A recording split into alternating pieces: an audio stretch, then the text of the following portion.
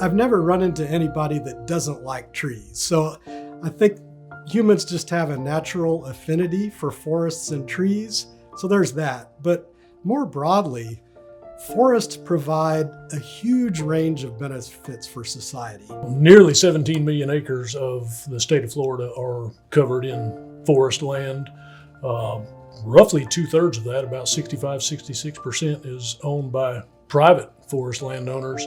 And the majority of that is in the northern half of the state, across the panhandle and then the northern half of the peninsula. You know, we all use wood and paper in our everyday lives, but we also breathe air, we drink water, we enjoy recreating in nature, and forests provide all of those benefits. And how we manage those forests in a scientific, sustainable way helps us to continue to provide those benefits for communities, be they in a very urban setting or a very rural setting.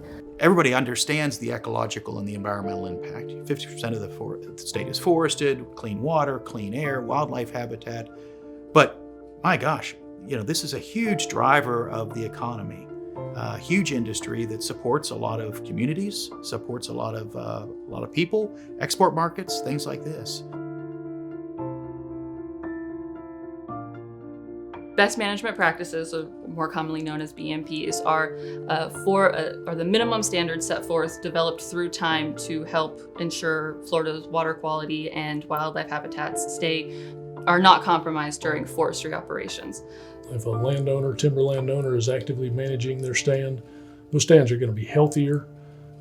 They're going to produce more volume, better quality trees. Forest management standards in the United States are really high.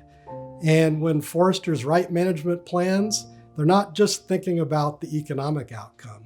They're thinking about the long-term sustainability of that resource and all of the benefits that forest provides over time. Let me tell you about sustainability. We're on a family farm that's 6 generations in the making. We utilize this land to provide for our family and a good place to raise your children.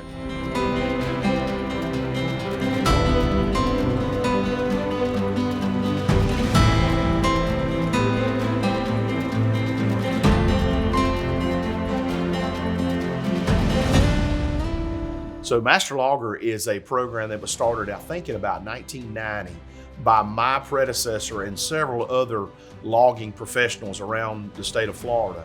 And what it did is it gave a stamp of certification to the logging community, to men who ran crews, men who logged, that said, we're not just going to be a fly-by-night guys that go in the mornings and get grease and oil and go oil up our chainsaws and go cut trees down and not think about water quality and safety. And we want some professionalism to our industry. And in 1990, they organized and started this Master Logger program. When you run a crew in the state of Florida, if you want to deliver wood, these mills require that you have a Master Logger on your crew present at all times. We don't even use chainsaws anymore. Everything is mechanized. Everything is processed. Safety is extremely important to us. In our Master Logger training, we talk about safety, you know, making sure that our job is done professionally and it is a safe place to work.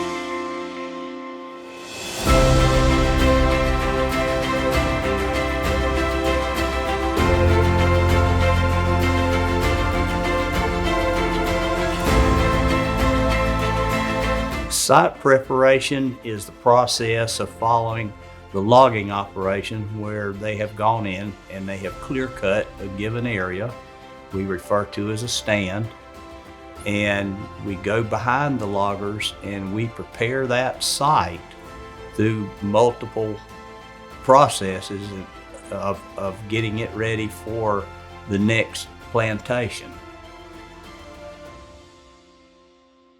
So one of the best stories about sawmills is zero waste. So a log comes in and the bark's taken off, and the bark is either consumed on site for various reasons, or it's sold to, for instance, mulch producers. From there is green sawdust produced in the sawmill that is used in our dry kilns to dry our lumber. And our Brookhaven mill, we are in the process of putting in a dry shavings pellet mill. So basically we take the dry shavings and have them manufactured into pellets that can be sold for energy consumption.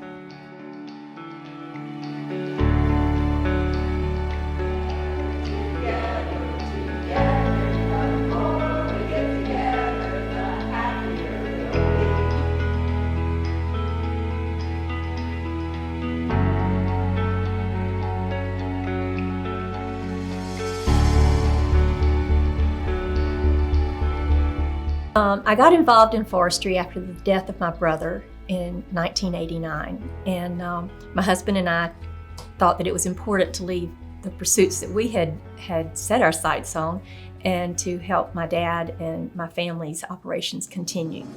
So I became a board member of the Florida Forestry Association. I was the first woman, although there was no big deal made about it, me being female.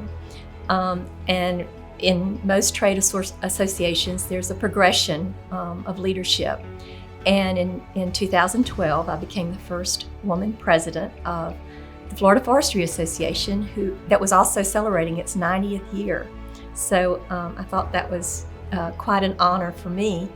And it's something that gave me a platform to really speak and talk about the passion that I have for forestry and the influence and the importance that it has for the state of Florida.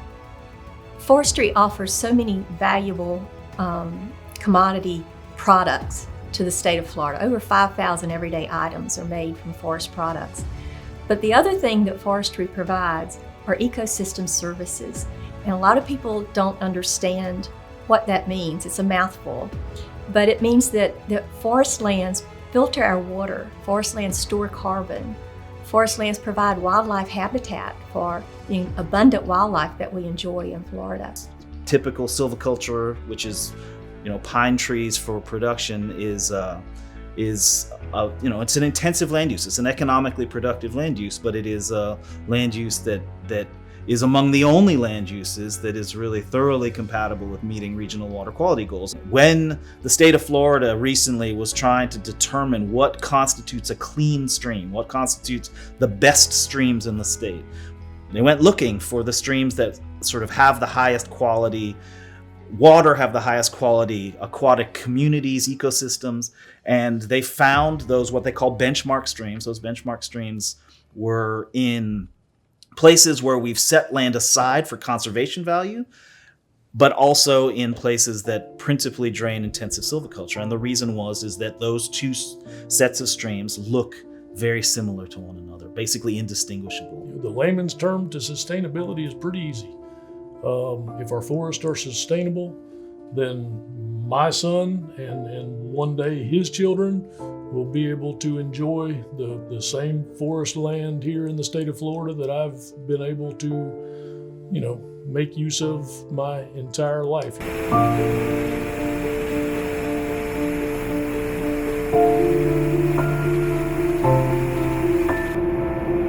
Strong markets are absolutely essential for keeping forests viable, for keeping forests intact in Florida.